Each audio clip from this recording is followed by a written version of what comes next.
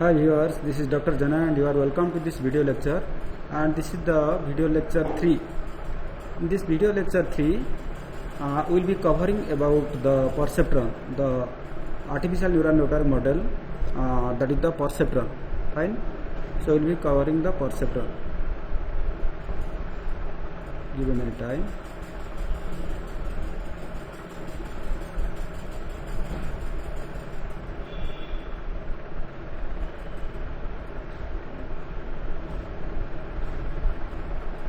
So in this perceptron, as I told you that it is an artificial neural network model.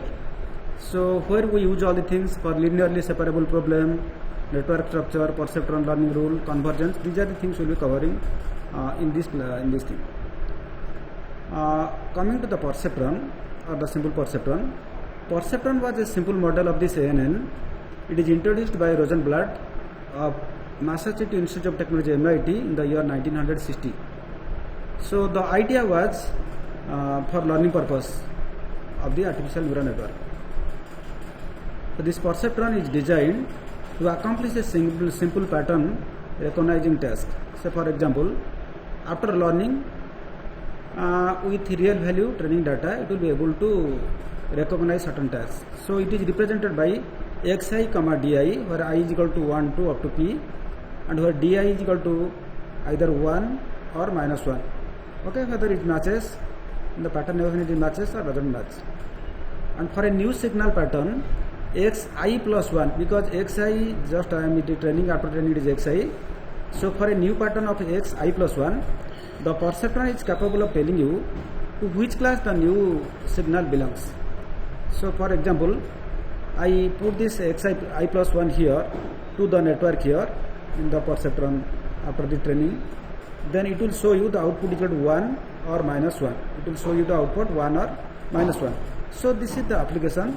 So it was observed that it can go for the training. So this was there. So coming to the linear threshold function, you see a small model here. In this small model, you can check it here. We have the input x1, x2 up to xn, and we are having the weight w1, w2 up to wn.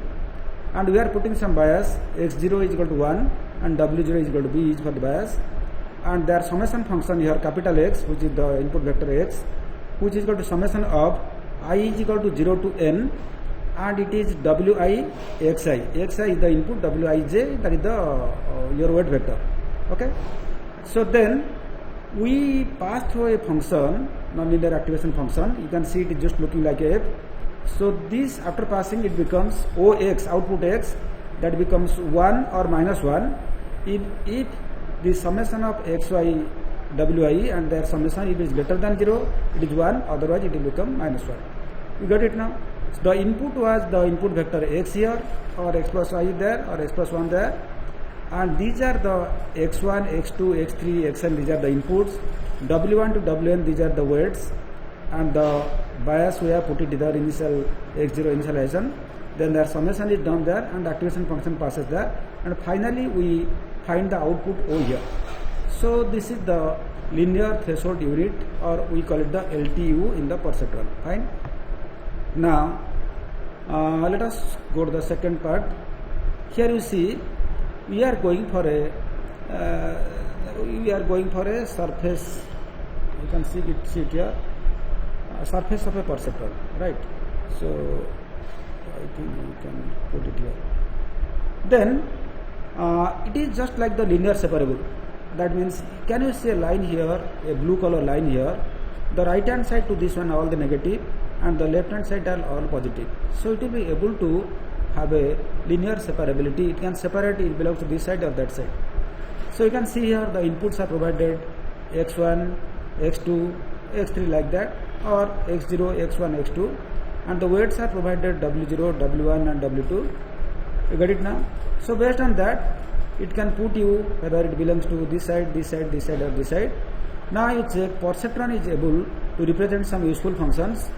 Say I am going for AND x1 and x2. We choose the weights like w0 is equal to minus 1.5, w1 is equal to 1 and w2 is equal to 1. But functions that are not really separatable, that is exclusive or are not representable. Okay, so only and or I can go for that one, but exclusive or problem it cannot be done using this thing. Slide. So now, so these are some of the functions where you can use. You see, it is represented by the mathematically how the perceptron is represented. So y, which is equal to function of what is this? What is the value you put it here? This is the net output. How do you calculate the net output? Here summation of xi wi, where I is equal to 1 to m or n, whatever things are there, plus b the bias. I am putting it here, right? Or neglecting this by, because it is a constant, I am taking the summation of wi xi and the function of that one, that becomes y.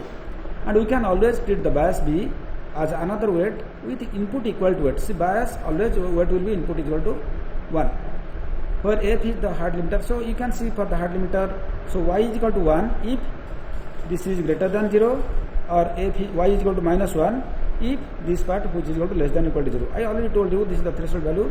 So if it is greater than 0, the output y becomes 1 or it becomes minus 1, right?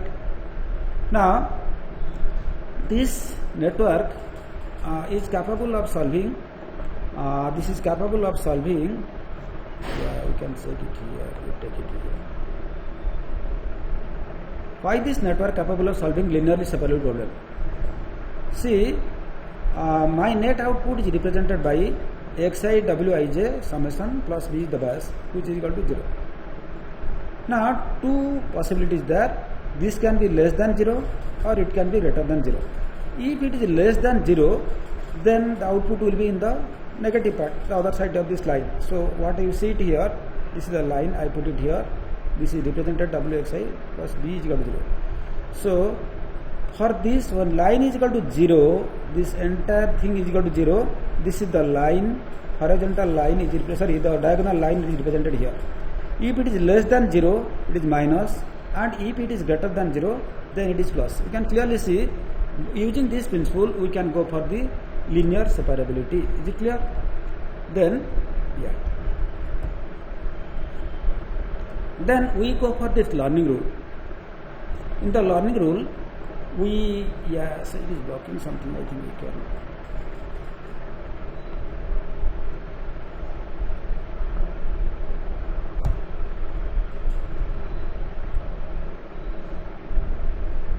In the learning rule, we will study the learning rule in details. An algorithm to update the weights W. Learning means, or the training means is adjusting the weight. We are only adjusting the weight. An algorithm to update the weight W, so that finally the input pattern lie on both sides of the line, deciding the perceptron. Because I am deciding here which belongs to plus and which belongs to minus. So I want to have a line separating those two. Okay. Let t be the time. At t is equal to 2, so this is the things that is happening. Okay, at the while you are training, right? Then at t is equal to 3, we can see it here. That means what is W3? That means we are updating. That is T1, T2, T2 means we are updating the weights. At T1 some weight is there. If we are not exactly able to differentiate between the plus and minus, then we are updating the weight again, modifying the weights W2, W3, and here we find exactly less than 0 it is coming here, and greater than 0 it is coming here, and equal to 0 it is exactly at the table. So this is the things we can do it here. So mathematically it is represented like this: dt, which is equal to plus 1 or minus 1 if he extend the classes. So the same principle it is applied here also. If it is plus, if extend the class is equal to plus, then dt is equal to plus 1. That means, so I am going for this just like a pattern recognitions. If it is plus, then it is going here in the other side or the upper side. If it is minus, then it is coming the lower side. Then the perceptron learning rule, we can see here Wt plus 1. What is the new weight? What is the your learning rule means we are adjusting the weights. Initial the weight was W or Wt. At time t it was Wt, and Wt plus 1 the new weight, which is equal to Wt plus eta t and dt minus sin of Wt. Okay, this formula you remember all things. There is nothing to worry about all the things, and it is multiplied with the xt. Right? That means xt is there, and this neta of t multiplied with dt minus sin of Wt into xt So this becomes the new weight wt plus 1. Okay, and this sign of x, this is the hard limiter function. It is plus 1 if x is equal to greater than 0. If it is less than 0, it is minus 1. Okay, so dt is the same as the di and xt as xi. So dt and di you don't confuse, same thing it is written, right? So nothing to confuse about that one, right? Then in words, if the classification is right, don't update the words. So if the classification is already clearly classified, there is no need to update the date because already it is already accepted. If the classification is not correct, then update the weight towards the opposite direction so that the output moves close to the right direction. So this is the principality. Then Rosenblatt in 1962, he has gone for this perceptron convergence theorem. Perceptron convergence theorem. So let the subset of training vector be linearly separable. Then after finite steps of learning, we have a limit of wt is equal to w, then which is correctly separate the samples. That limitation of the hard limit of wt, it becomes w. That means it belongs to the minus part of the plus part. We can able to go for that one. Then the idea of proof is that consider wt plus 1 minus w minus wt minus w, which is a decrease function of t. That is the thing they have done it here. Okay, so these are some of the things, and we are using, I think this part we can ignore. This is very deeply gone for the MTech people. Now let us see that in our perceptron or artificial neuron, it is represented like this. So for AK, here I am putting different inputs are there. So summation of this wkj and ik, I the input, what I am putting this I, if you see here I, notations are different. This I is the notations, this I multiplied by the wkj, this is the weight are there, and their summation is the net input or inj it is given. When it is processed by this function, then we call it as the AI or the output. Okay, so this is the representation, and the perceptron in the simple neural network, then same thing, x1 to xn, w1 to wn. So A, the actual output to the other things, it is processed by this function. Just you can see the step function, and we get the output is equal to this thing, right? And here y is equal to, if it is greater than the threshold value, then it is equal to 1, otherwise it will be 0. Okay, this curly bracket has come, I will correct it afterwards. Fine. Then in the decision surface of a perceptron, we are able to draw a boundary line to differentiate which is the 1 and which is the 0, and this is the boundary line. What are things beyond these things? These are all plus, these are 0, or plus 1, minus 1, whatever things you can put it there. In the linear separability, we can go for all the and or gate also, and exclusive we are going for here.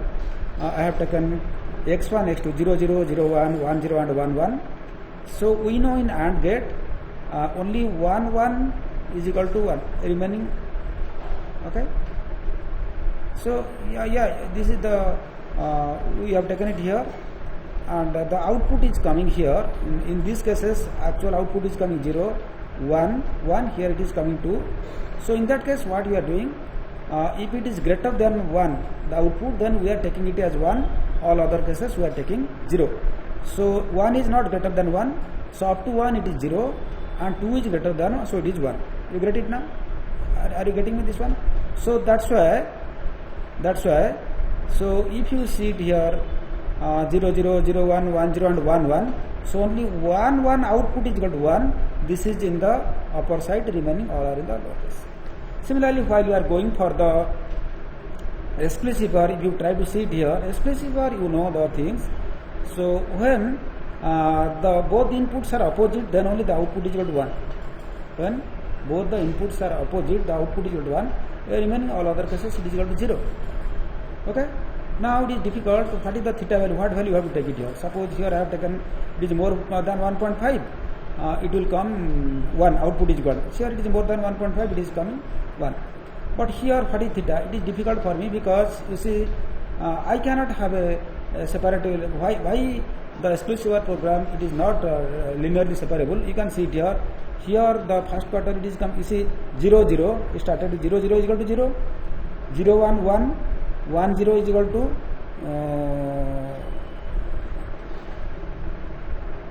1 0 1 and 1 1 is equal to 0, right? 1 1 is equal to there. So in this case it is confusing, it is very difficult to, because if you are putting only the line of separation here, this is 1, here another 1 is also there. If I am putting here also, here 0 0 and here 1 1, and this 0 will be also other side of this along with the 1. So it is difficult to have the linear separable.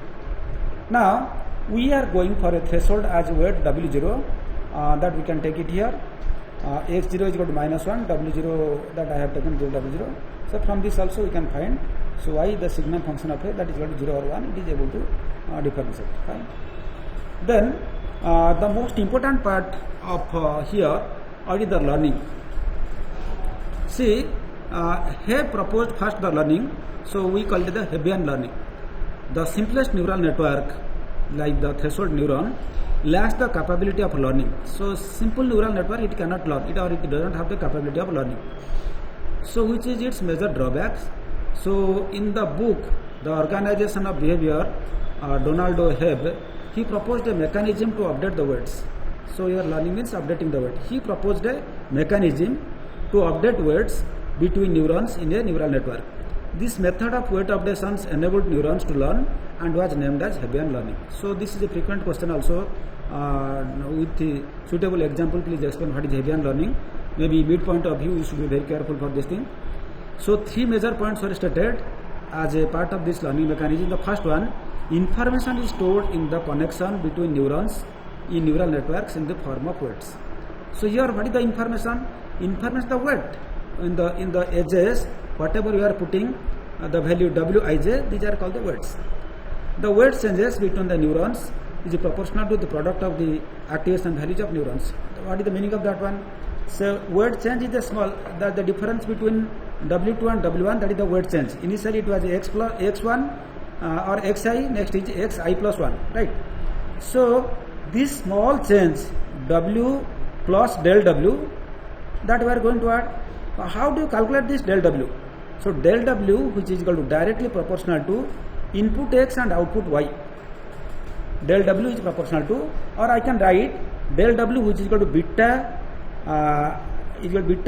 of x and y. So as the learning takes place, simultaneous or repeated activations or weakly connected neurons incrementally changes the strength and pattern of weights, leading to a stronger connections. Are you getting me?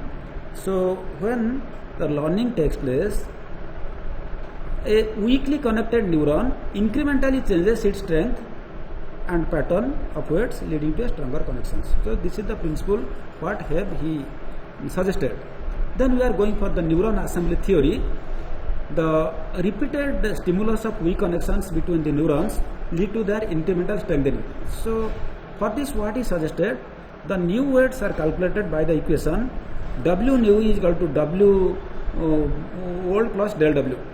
W nu is equal to W old plus del W, or I can say W nu is equal to W nu plus beta into xy. Del W because we represented as beta of xy. I told you del W is proportional to xy, or which is equal to beta of xy. So I represented that. Then another way is there also, that is the inhibitory connections. This is another kind of connections that have a opposite response to a simultaneous. Here we are using plus, here we can go for the minus side. So it is not necessary that all time we have to increase. Sometimes we can also decrease. Okay. So see whether you are nearer to or away. Based on that, you can go for increasing or decreasing. Now, so now suppose training set S of example x and t. So x is an input vector and t is the desired target vector. Okay. So training set, what do you train? Suppose your pass mark is 50 and you are getting 30. Then you have to do hard work, you have to prepare and all the things. So desired is 50 and actual is 30. So this 30 and 50. So these two set, this taken as a set input and desired output, right? So then we go on adjusting the weights. So initially we represent it like this: 0 0 0 0 1 0 1 0 0 and 1 1 1. So for the logical and we tried all the things. Then iterative process present training examples X, compute the network output Y, compare both Y and target T. So it is just like the iterative process. What exactly the meaning of that one? So our input is X and output is equal to Y. If X is equal to Y, then there is no error, there is no need to adjust the weight. You got it now? Suppose the full mark is 100 and you got 100 marks, there is nothing to improve. So full mark is 100, you got 30, there is a lot of things to improve. Then what you do? You do hard work, you write it, you practice, all the things you do it here. That is the training here. Presenting a training example X, so output is equal to Y. Compare this Y and targeted T. So what is the difference? And then that improve or train by adjusting the weight and the thresholds. That is the iterative process. Then the learning rule, it specifies how to change the weights W and the threshold value theta of the network as a function of this. Now what are the important things? Two things are important, del W and theta. What is del W? The small change in weight. What is theta? That is the threshold value. So these are things we have to do it. Now we can say the new value W dash, which is equal to W plus alpha into T minus Y into X. What is X? X is the input. What is Y? Y is the actual output, T is the targeted output. So T minus Y, the error, that multiplied with X and multiplied with alpha, when it is added to W, you got the new weight, this one. Okay, or I can say Wi is equal to Wi plus del W, Wi is equal to alpha into T minus, same thing, I is equal to 1 to 1. The parameters alpha is called the learning rate. So in some books, Hans books, it is written also lowercase l. This alpha, somewhere it is in alpha, somewhere it is in L, don't confuse. What is the meaning of alpha? You write the learning rate, right? So it determines the magnitude of weights updates del W or del Wij, whatever you write it there. If the output is correct, that is T is equal to Y, T is the targeted outputs. Target output means, suppose your full mark is 100. If you got 100, then there is no need to improve. If you got less than 100, there is a scope to improve. When you got 100, there after improving because maximum mark is 100. And the weights are not changed, that is del Wj is equal to 0. If the output is incorrect, that is T is not equal to Y, the weights Wi are changed such that the output of the process, so all the things it improves, it is closer to the exercise. So this is the thing. Then what is the training algorithm? You can write the algorithm like this. Repeat. For each training vector pair xt, x is the input and t is the target output. Evaluate the output y when x is the input.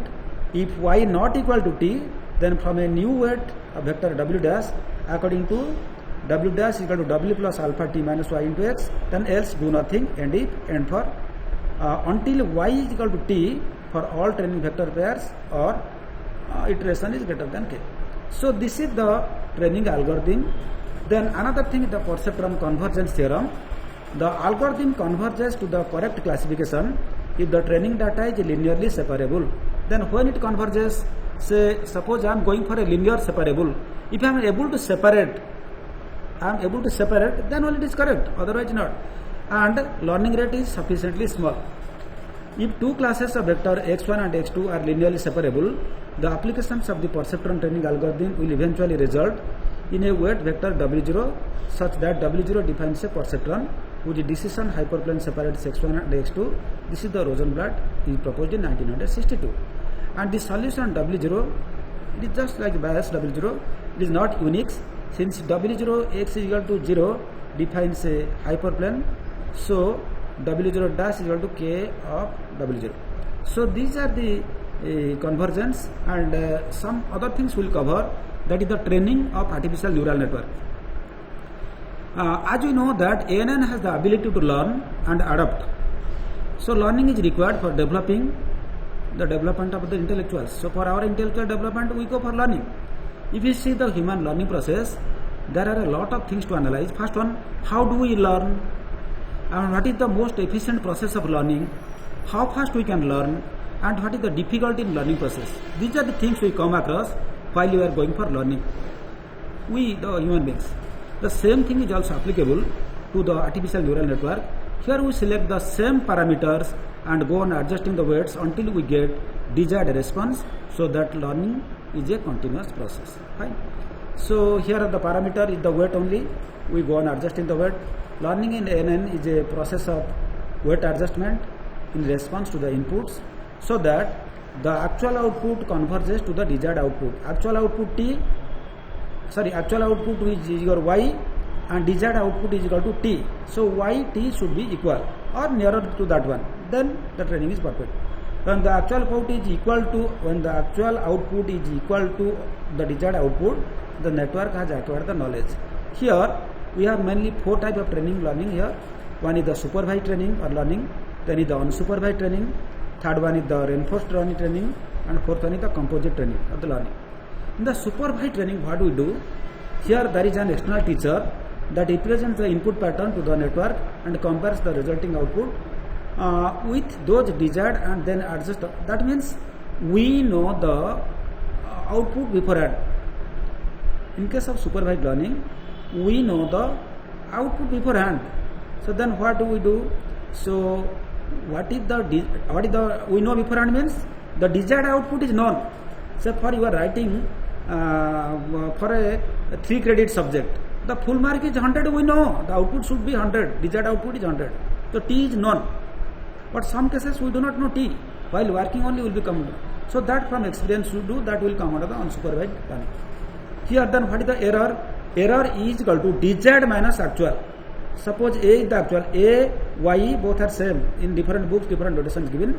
A is the actual, T is the desired, T minus A is the error. So T is the target output or the desired output, A is the actual output, E is the error.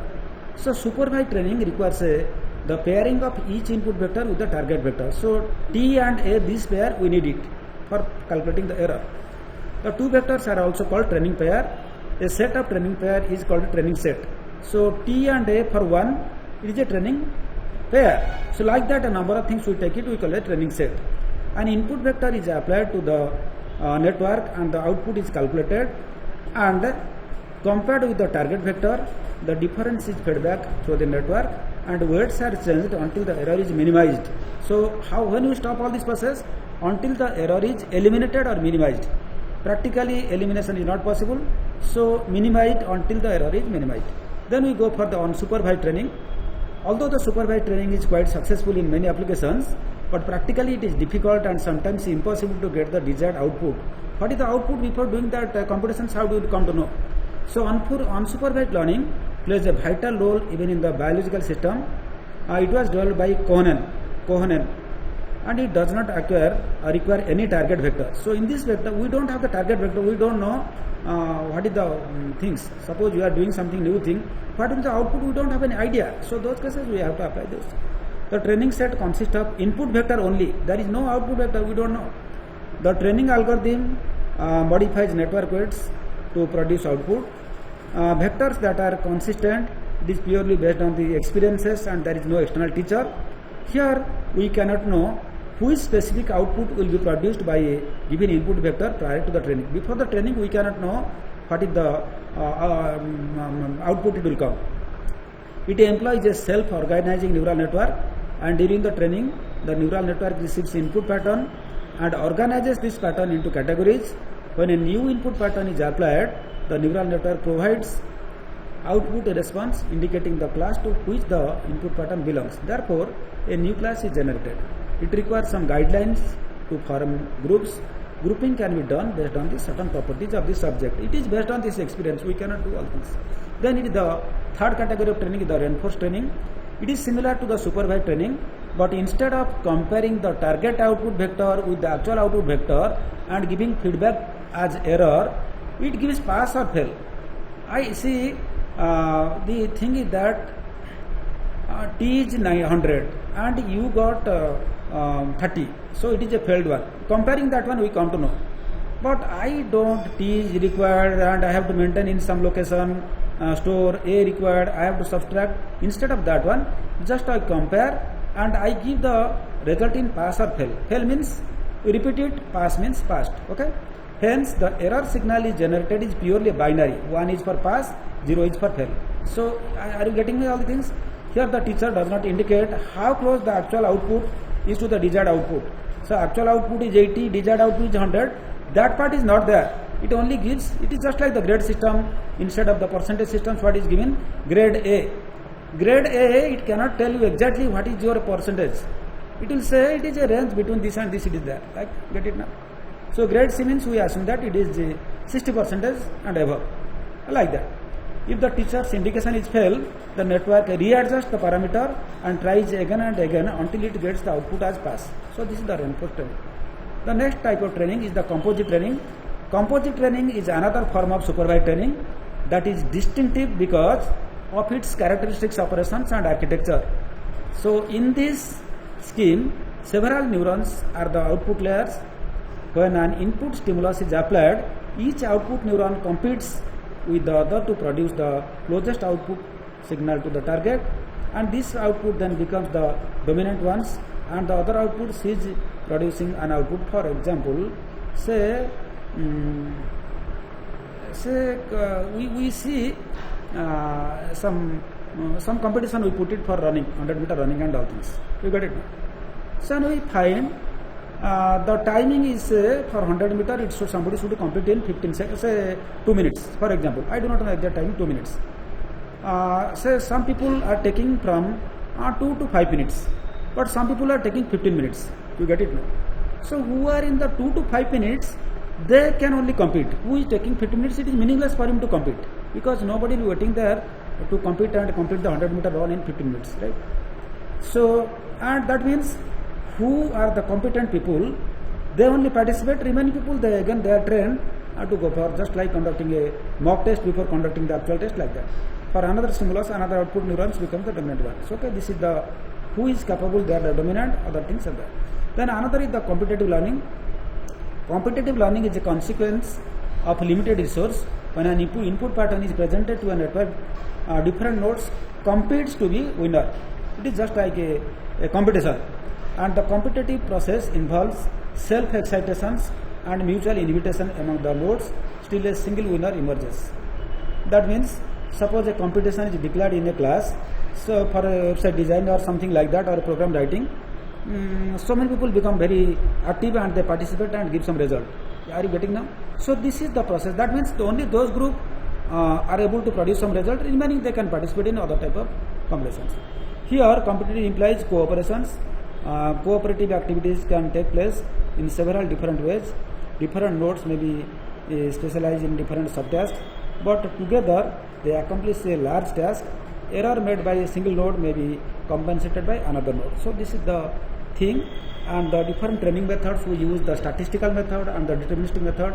The statistical training method is used for training NN and producing result from a network which is trained previously. This type of things we call it the statistical. It has the advantages that it avoids local minima statistical training methods and makes pseudo-random changes that result in improvements.